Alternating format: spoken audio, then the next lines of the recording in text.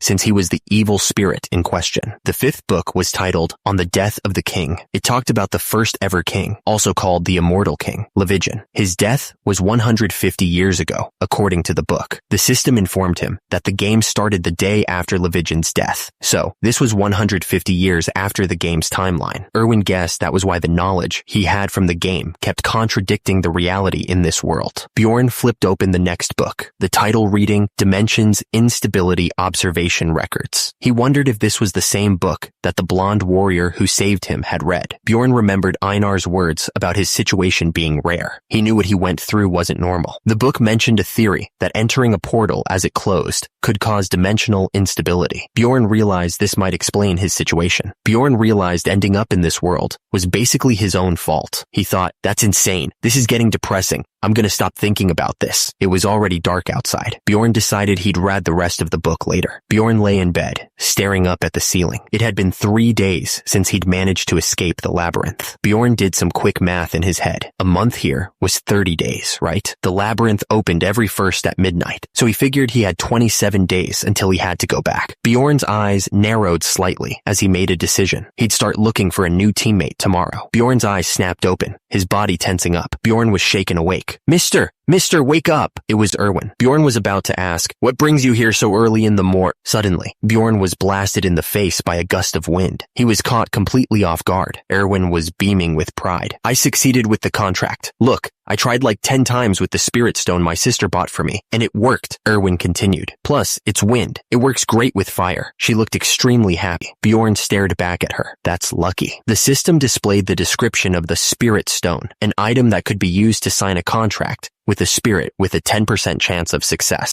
Erwin thought about what she had just done. She realized that the spirit stone was pretty expensive, and the fact that she had tried 10 times meant that her sister must come from a rich family. Erwin looked at Bjorn, determined to prove her worth. I get it. You can get rid of him now, but I haven't shown you all that I can do. Bjorn looked absolutely pissed. He yelled at Erwin, how much more of a mess do you want to make in my house? Erwin looked absolutely terrified. I'm sorry. I'll clean it up right away. A small green spirit floated around, seemingly content. It was a strange little thing, but it had a certain charm. Erwin sat back on the couch, looking pleased with herself. All done, she said, explaining that she was talented at cleaning and really fast. Erwin smiled, looking genuinely happy. She expressed her gratitude for the congratulations on contracting with a spirit. Bjorn looked at Erwin, a hint of concern in his eyes. He told her that she didn't have to take time out of her day to come to him, suggesting that she spend her time more wisely before going back into the labyrinth. Erwin looked away, a bit unsure. That's true, but she stammered, not really having a good answer. Erwin was practically bouncing with excitement. She told Bjorn that she had come running to him because she wanted him to be the first to know. Bjorn asked if he was her first colleague. Erwin seemed to think that she had some kind of tie to him. She showed off her new wind spirit, asking how much stronger he had become. But Bjorn thought that this kind of relationship was better kept at a business level. Bjorn added that he planned on staying there permanently, so if Erwin had any problems, she could come find him there. He then said that he planned on staying friends with Erwin. Erwin looked at Bjorn and said that they were fellow comrades. Erwin looked pleased with herself. She said that it was good to have connections. Only 26 days remained until he had to go back into the labyrinth. He wondered how he would use that time. It could feel like a long time or a short time, depending on how you looked at it. Bjorn knew how to use this time most effectively. He wondered if this was the Angry Bull Inn, where all the barbarians stayed. Bjorn turned his head slightly, sensing someone was watching him. He narrowed his eyes, trying to get a better look. The guy shouted, asking who Bjorn was. He realized that it was the strongest warrior, Jandel's son, Bjorn. He said that he had heard stories about him, and they were as loud as ever. The guy asked what brought Bjorn here, wondering if he wanted to stay there too. He thought it was a good idea, since the place was only 300 stones a night. He then asked why it was so cheap. The innkeeper gestured around the room, explaining that normally 10 warriors crammed themselves into 5 beds, but for Bjorn, they could make an exception. That's why it was so cheap. Bjorn corrected him, saying he was there to see Fenelon's third daughter, Einar. The innkeeper quickly corrected Bjorn, explaining that Einar was Fenelon's second daughter. Einar looked at Bjorn and said that she was Jandel's son, Bjorn, and that she was Fenelon's second daughter, Einar. She added that it was good timing that Jandel's son, Bjorn, had come to see her. Einar looked at Bjorn, clearly curious. She asked him what he wanted. Bjorn looked at Einar and said he had a favor to ask. He wanted to fight her for training. He explained that he needed to train. Einar looked worried as she realized that she wouldn't be able to win duels based on combat skills alone. She thought to herself that it wasn't really a favor to ask. Looking out at the training field, Bjorn realized he didn't need Einar's permission to train. He could just go out there himself. Einar looked at Bjorn, agreeing to fight him whenever he wanted, as long as it wasn't in the mornings. She seemed pretty confident. Bjorn grinned, his eyes full of excitement. He told Einar they'd start right away, wasting no time. A crowd started to gather, buzzing with excitement. Everyone was talking about how Einar and Bjorn were about to fight, and they didn't want to miss it. Bjorn stared down Einar, His eyes narrowed. He declared that he came to learn, but he had no intention of losing. Einar didn't wait a second longer. She swung her sword down at Bjorn with all her might. Einar's eyes burned with determination as she swung the blade. The air crackled with the force of her strike. Bjorn lay on the ground, completely battered. A voice from the crowd yelled that Einar was now the best warrior. Someone shouted that Einar was the best warrior ever. Bjorn, still on the ground, said he was okay and agreed that she was really good, adding that it was a good way to spend his time. Bjorn's face was covered in sweat and bruises, but he didn't care. He was determined to keep going, demanding one more round. Einar didn't hesitate for a second. She swung her sword with incredible speed, the force of the blow creating a gust of wind. Einar kept attacking, not giving Bjorn a chance to breathe. She screamed for him to keep going, demanding one more hit. Bjorn was on his knees, breathing hard. He was completely exhausted, but he tried to hide it. Einar, also panting, looked down at Bjorn. She asked if he wanted to keep going because she wanted to rest, admitting that he was strong. Bjorn figured that was enough training for the day. He thought to himself that she was smarter than the average barbarian. Plus, since she's a barbarian, she probably wouldn't betray him. Einar looked at Bjorn, asking if he was going to the labyrinth alone next time too. She admitted that she probably would, since she didn't have enough money to form a party. Bjorn realized that the best choice for him was clear. He reached out his hand, asking Einar if she wanted to be his teammate. Einar looked at his hand, considering the offer. She agreed to be his teammate, but she'd take 80% of the profits. She added that she would pay for the party fees, but that was enough. Einar stared back at him, her expression unreadable. She said there was no need to explain further. Bjorn started to panic, wondering if Einar didn't like the deal he was offering. He quickly added that he would pay for the equipment and other expenses too.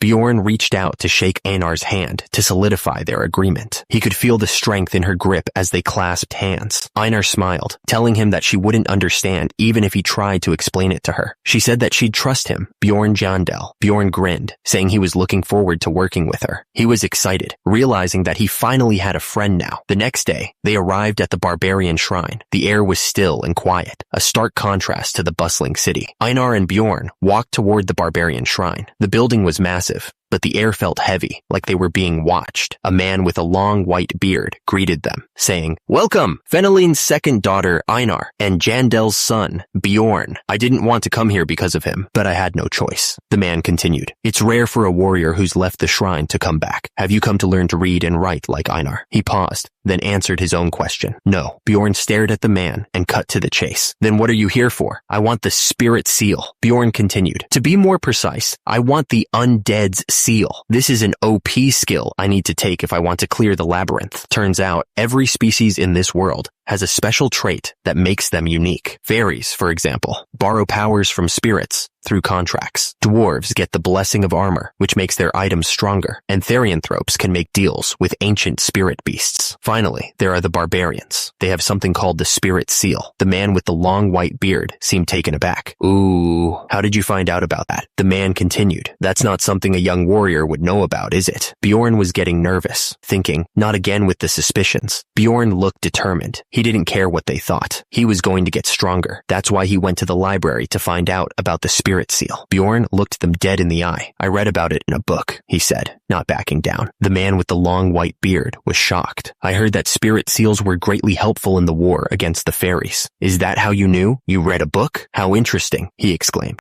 The man with the long white beard smiled. "I'm so proud of both you and Einar. For certain, we have no reason to deny a warrior a spirit seal when they ask for it." The man with the long white beard turned serious. "Then right now, but young warrior, you need about 800,000 stones for a spirit seal." The man with the long white beard smirked. His eyes narrowed. He asked Bjorn if he really thought he could afford the spirit seal. Bjorn didn't hesitate. "I'll pay for it," he said, his voice firm. Einar looked at him, surprised. "Are you serious?" she asked, remembering how hard it was to get money at the start. The system chimed in, reminding them that as they ranked up, they'd need more than just money. They would also need rare ingredients. Bjorn held up the money. "This is one bag of 500,000 stones and 3 of 100,000 stones," he announced. "I have money." The man with the long white beard looked at Bjorn suspiciously. "Jandel's son, Bjorn," he said slowly. "Where did you get so much money?" Bjorn thought to himself that he already had an excuse ready for that question. Bjorn grinned, a disturbing smile spreading across his face. He said that he would have been disappointed if the man hadn't asked about the money. Bjorn continued, explaining that he'd been lucky enough to find a hurt fairy on the first floor of the labyrinth. The fairy looked up at the giant barbarian with fear in her eyes. Bjorn's grin widened as he described using the fairy like a slave to get magic crystals. He mentioned feeding her an essence, his eyes gleaming with a disturbing light. Bjorn waved his hand dismissively, adding that he got money from the fairy's sister as payment. The two fairies looked at him with a mix of fear and anger. The man with the long white beard threw his head back and laughed, a cruel sound that echoed in the shrine. They were so helpless, those fairies, he exclaimed, wiping a tear from his eye. The man with the long white beard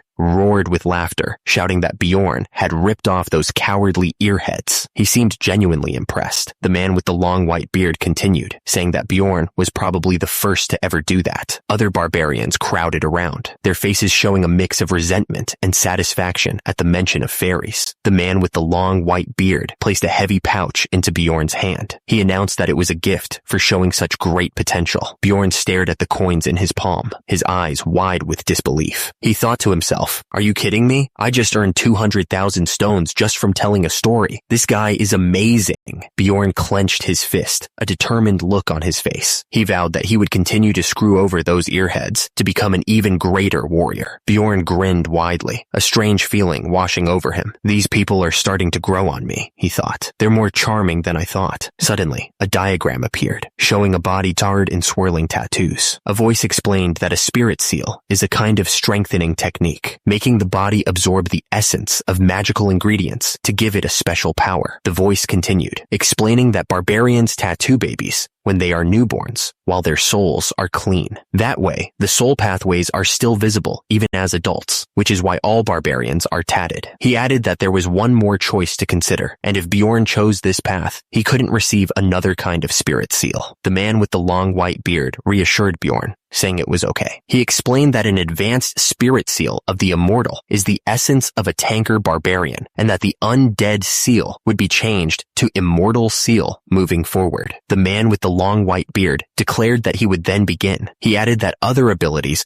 are also high performance, so choosing the immortal path is an obvious choice for any gamers who have been playing this game for long. The air crackled with raw energy, circles glowing with power. Beams of red light shot out, piercing the air with incredible force. Bjorn's face was contorted in pain, sweat dripping down his forehead. But, he thought, bracing himself for what was coming. Bjorn's thoughts exploded in his head. I have to endure this every time, he wondered, his mind reeling from the prospect of repeated agony. Bjorn screamed in agony, his face a mask of pure suffering. "It hurts like hell!" he yelled, his body convulsing with each pulse of energy. Suddenly, the system chimed in. It declared that he had activated the first level of the immortal seal. His natural regenerative skill had greatly increased, and his physical stats had jumped by 13. Bjorn thanked the witch doctor. The witch doctor just chuckled in response, a strange sound that echoed in the room. Bjorn looked absolutely confused. He wondered why the witch doctor was laughing. The witch doctor's smile widened. He thought it was pretty strange for a warrior to thank a witch doctor. Bjorn started to sweat. Did I do something wrong? He wondered. He knew he had to get out of there before the witch doctor started getting suspicious. Away from the barbarian shrine, the wind rustled through the trees. It was a quiet night in the forest. The next morning, Bjorn headed to the commercial district. He needed to buy some gear. Bjorn walked through the town, thinking about his training with Einar. He realized he wasn't cut out to be a swordsman. Bjorn planned to focus on shield techniques once he got the essence. He figured building proficiency in swordsmanship would just be a waste of time. The shopkeeper greeted him warmly, asking what he was looking for. Bjorn told him he wanted an one-handed blunt weapon. The shopkeeper gestured to a section of the wall. He said that those were the blunt weapons that barbarians usually preferred. He added that they were definitely to a barbarian's taste. Bjorn replied that he wanted something more normal. He explained that a weapon like that would have great destructive power, but it wasn't necessary for the first floor monsters that were easy to kill. Bjorn grinned, holding up a mace. Then how about this? Nice, he said, clearly pleased with his purchase. The system flashed a notification, showing the details of the mace. It wasn't too big, and it cost 220,000 stones. The system also noted that Bjorn's total item level had increased by 85. Bjorn showed off the helmet he had custom made, since the ones they had didn't fit his head. It cost him 170,000 stones.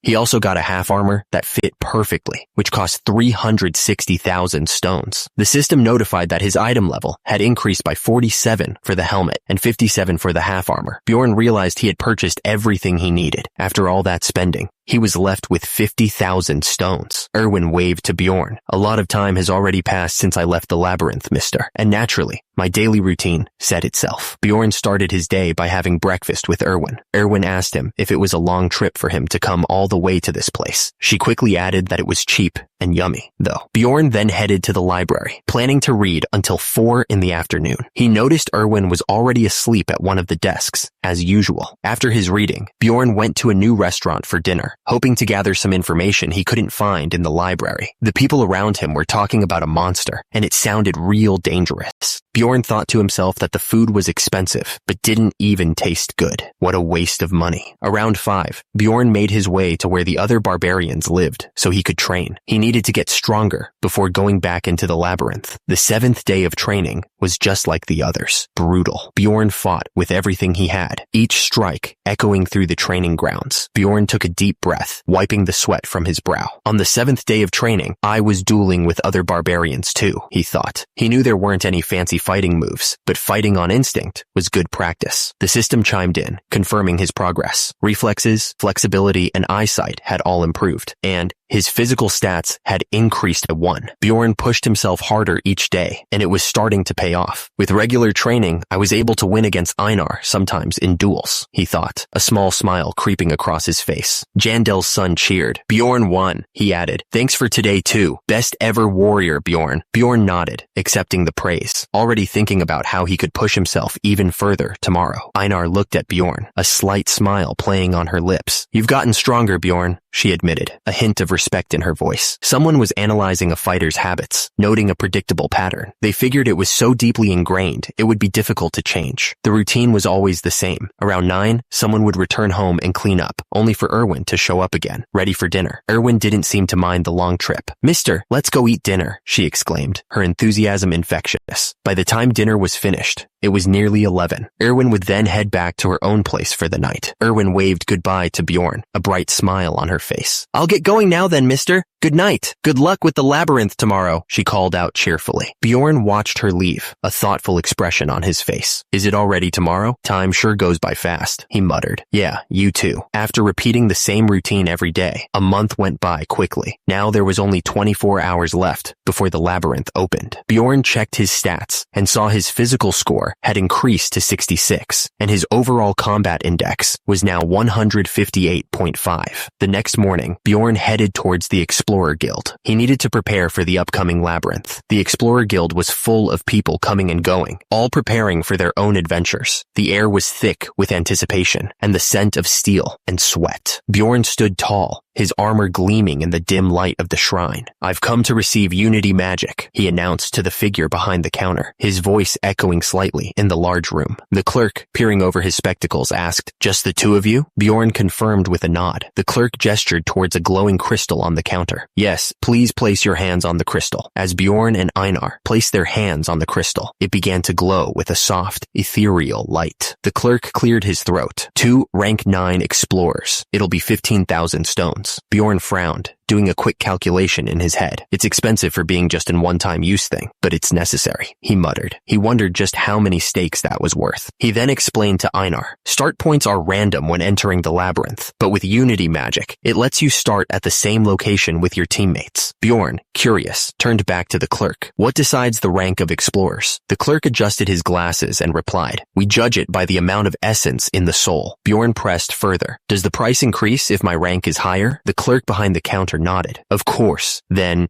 it's done, he said, adjusting his glasses. He added, it's only valid for 24 hours from now, so keep that in mind. Bjorn's eyes narrowed slightly, and he turned to Einar. Let's go eat, he said, already heading for the door. Einar followed Bjorn, her expression a mix of confusion and shock. Bjorn, what is all this? She asked, her voice barely above a whisper. The table was overflowing with food, the aroma of roasted meats and spices filling the air. Bjorn grinned, gesturing to the feast. I ordered the most expensive meal at the tavern for 800 stones as the last feast before entering the labyrinth, he announced proudly. Einar stared at the spread, her eyes wide with disbelief. This cost 800 stones. This isn't a dream, she stammered, reaching out to touch a massive roasted ham. Bjorn watched Einar expectantly. He gestured towards the food. Try it, he said. Einar took a bite, and her eyes widened in disbelief. It's good, she shouted, tears welling up in her eyes. What is this? I feel like I'm dreaming. Einar wiped her tears, a newfound determination blazing in her eyes. I'm gonna work harder from now on. I'm gonna earn a lot of money and eat this again, she declared. Bjorn watched her, a thoughtful expression on his face. Sure, good luck. What has she been eating usually? He wondered. Suddenly, a booming voice echoed through the area. The system announced, 10 minutes before the labyrinth's opening. You cannot enter yet. Bjorn stared at the swirling portal, its energy crackling in the air. I didn't notice last time because of how hectic it was, but the portal's really big, he mumbled to himself, his eyes scanning the massive structure.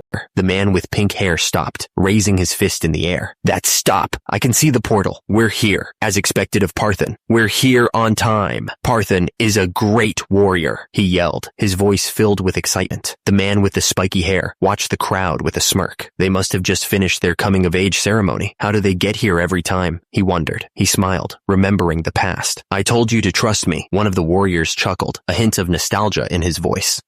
Reminds me of the good old days. His companion nodded in agreement. It's only been a month for us, she added. Suddenly, the system's voice boomed through the area. You can now enter! Einar grabbed Bjorn's arm, her eyes shining with anticipation. Bjorn, let's go! She shouted, but then paused, her expression changing. Wait, Einar. Einar grinned, her eyes sparkling with excitement. There's something I want to test, she said, before adding, It's fine, Bjorn. I don't think I'm going to understand what you say anyway. I'll just follow you. Einar's face suddenly turned worried as she pointed towards the gate. 1 minute remaining until the gate closes. But shouldn't we go in now? She asked, her voice filled with concern. The gate was shrinking rapidly, the purple energy swirling faster. It was definitely a lot smaller than when it opened, and about the same size as when he went in last time. The warrior watched the shrinking portal intently. We'll go in once he says that, he said, his voice firm. The gate will close soon. Bjorn didn't hesitate any longer. Now! Let's go! Einar! He shouted, leaping forward. Einar followed right behind him, yelling, Okay! A warrior shouted. Wait! It's dangerous! As a monster attacked him. The monster's weapon crackled with purple energy, striking down at the warrior. Bjorn's eye narrowed, a cold glint in his gaze. He thought to himself, I knew it. He had expected this all along. Einar stumbled, her voice laced with panic. I can't see, Bjorn, she cried out. Bjorn steadied her, saying, Calm down, Einar. It's the dark region. Bjorn held up a torch, the flames casting flickering shadows on the walls. I brought torches this time, he said, his voice echoing in the darkness. He seemed to be implying he didn't have them before. Einar squinted, pointing into the gloom. What's that, Bjorn? She asked, her voice filled with curiosity. Bjorn nodded, his expression grim. This is still here, as I expected, Bjorn pointed out. It's a monument. We can open a portal to the second floor with that. We'll go to the second floor right away. Bjorn grinned, his eyes gleaming with mischief. He thought to himself, an expert gamer should know how to utilize bugs. A hand reached out, fingers outstretched towards the swirling blue energy. It felt like stepping into another world, a place of pure energy and unknown possibilities. The swirling energy intensified, forming a massive portal before them. Bjorn and Einar stood ready, their weapons drawn, prepared for whatever waited on the other side. Bjorn stared into the swirling blue light, a determined look on his face. Let's go, he said, steeling himself for what was to come. Suddenly, the system chimed in, a notification flashing before his eyes. It announced that they were the first to open the portal and rewarded them with EXP +2. The system then announced that a character had leveled up. The maximum capacity of essences had also increased by 1, a welcome boost to their abilities. The dark earth squelched with each step, and broken stones littered the ground. How did you do it? He wondered. Einar's eyes widened. The chief said it'll take at least 3 days to get to the second floor. I read it in a book. Oh, you're amazing. She paused, then added, Anyway, this place isn't much. Einar looked around at the eerie landscape, and even the faint crying sounds. This place is definitely land of the dead. Einar turned to Bjorn, a concerned look on her face. Einar, can you feel it too? Bjorn placed a hand on his chest, looking disturbed. It feels like something is filling my entire body from the insides, from my veins. Einar gave Bjorn a thumbs up, grinning. Your spirit status must have gone up. Congrats. Bjorn looked surprised. So this was leveling up, huh? Bjorn saw a screen appear. It showed his stats. There were also levels in Dungeon and Stone, it said. Bjorn realized his MP, which he needed to use skills, increased with his level. The amount of essences he could eat also went up with each level. Since he was now level 2, he could take 2 essences.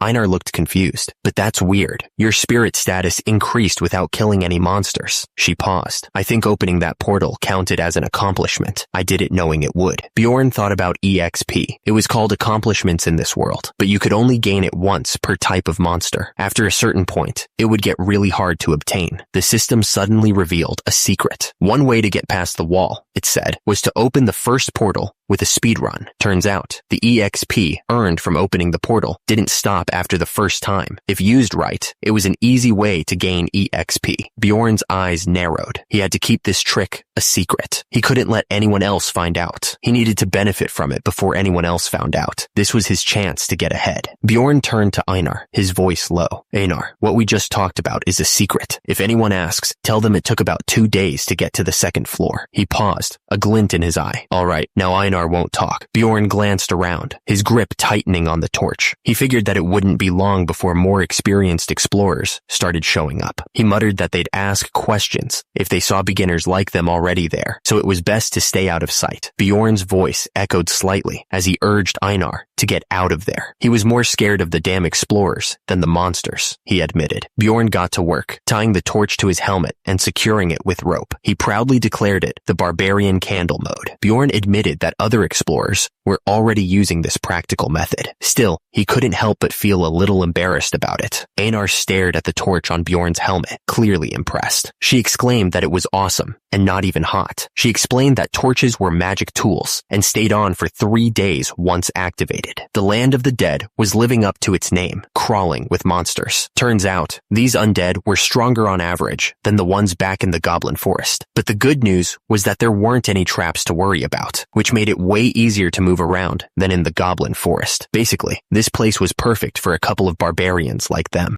Einar and Bjorn looked ready for anything. They were finally starting to feel confident in this dungeon. Then, Einar's eyes went wide. She had spotted something. Suddenly, Einar shouted a warning. Bjorn, ghouls. The voice echoed, explaining that there were only 3 monsters around now, probably because it was the first day. But he warned that there would be about 3 times that amount on the 3rd day. Einar grinned, looking like she was ready to tear something apart. I was starting to itch from the lack of action, she said. This is good. I'll get rid of them on my own. The ground exploded in a cloud of dust and debris. Whatever just happened was fast and powerful. With a furious yell, Einar swung her weapon. She was clearly enjoying herself. Einar's eyes narrowed with deadly focus. She was not messing around. Einar spoke with false bravado, saying the second floor should be easy. But then she stammered, calling out to Bjorn in a panic. Bjorn reassured her, explaining that the blood-curdling scream was from a banshee. He added that they usually don't attack first, so they should just ignore it. He did think she was showing a lot of fear for someone her size, though. Einar asked if they were sure they didn't have to kill it, worried that it would be dangerous. Bjorn explained that their attacks wouldn't work on banshees anyway. Plus, he said, if they attacked first, they'd be cursed. The voice seemed to echo from everywhere, explaining that the banshees would be after them until they were out of the labyrinth. Einar stammered, clearly shaken by the mention of a curse, and said that could have been bad. She then called Bjorn a wise warrior, saying she made a good choice coming with him. Einar grabbed Bjorn, shaking with fear. But Bjorn, she stammered.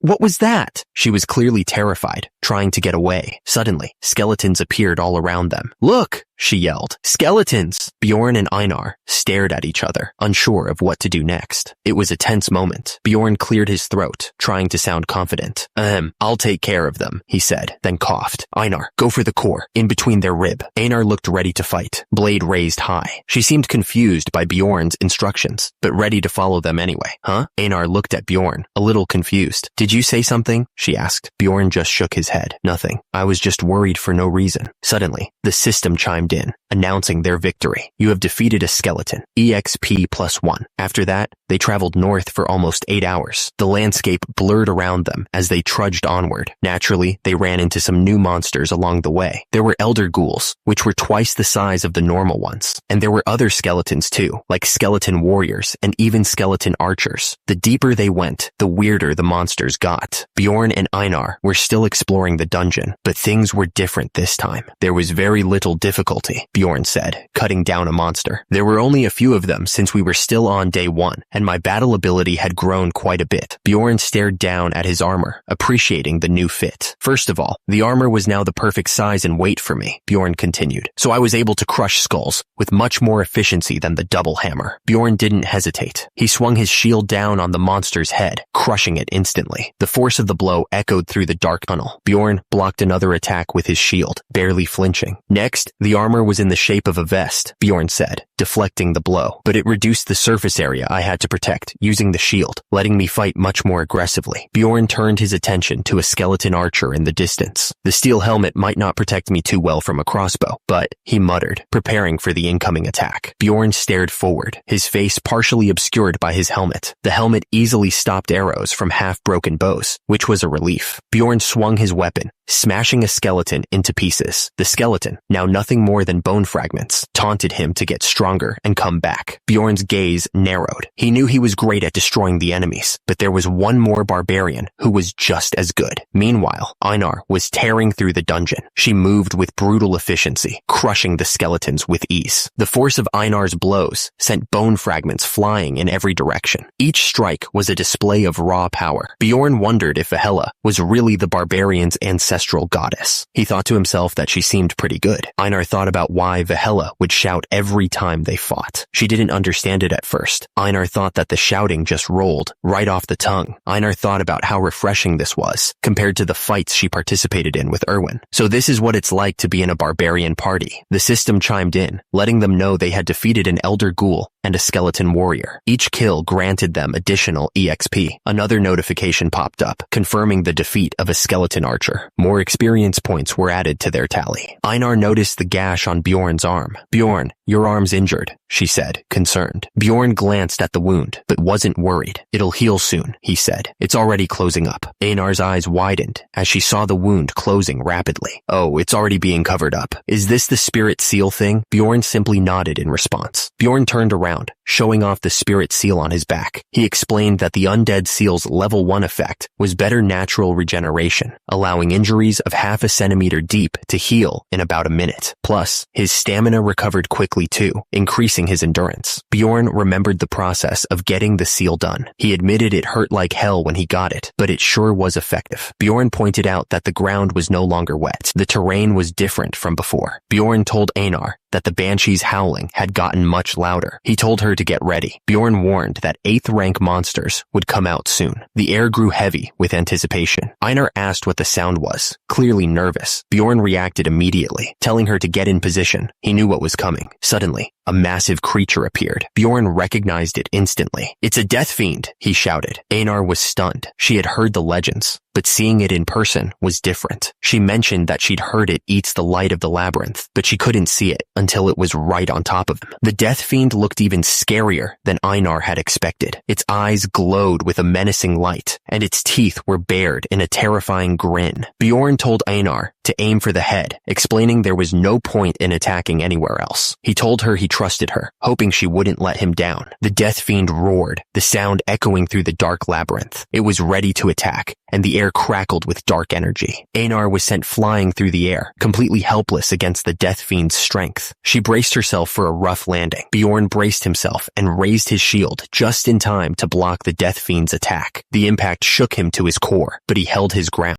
Bjorn cursed. He was starting to feel the pain from the death fiend's relentless attacks. Bjorn gritted his teeth. This is hard, he thought. It feels like I struck stone. The death fiend roared, its 3 eyes glowing with dark power. The sound was like thunder, shaking the very ground they stood on. Bjorn raised his shield just in time to block the death fiend's crushing blow. He grunted as the force of the impact reverberated through his body. Einar was sent flying away by the force of the attack, barely able to keep her balance. It's also super strong, she yelled. But I've managed to turn its attention onto me. Bjorn's eyes widened in shock. He couldn't believe what was happening. Bjorn swung his blade with all his might, but it just bounced harmlessly off the Death Fiend's hide. The blade isn't going in, he thought, stunned. The Death Fiend's massive eye pulsed with dark energy as Einar went flying backwards. She was sent tumbling through the air, completely helpless. Einar's greatsword clattered against the ground, sticking into the stone with a dull thud. The force of the blow was enough to knock the wind out of her. Einar struggled to her feet, looking back at Bjorn with wide eyes. Bjorn, this one is really sturdy, she said, clearly surprised. Bjorn stared at the Death Fiend with a grim expression. The monster was infamous in the game for having really good defense, but he never expected it to be this hard to damage. Einar's greatsword only managed to nick the Death Fiend's hide, leaving a shallow scratch. Even worse, the injury was already healing after only 3 seconds. The Death Fiend's eye glowed with dark power, and the system warned that it was using its passive skill, body preservation. That's why they couldn't hurt it. Einar looked up at the Death Fiend with wide eyes, realizing how tough this fight was going to be. Damn it. What is that, Bjorn? She shouted, pointing at the monster.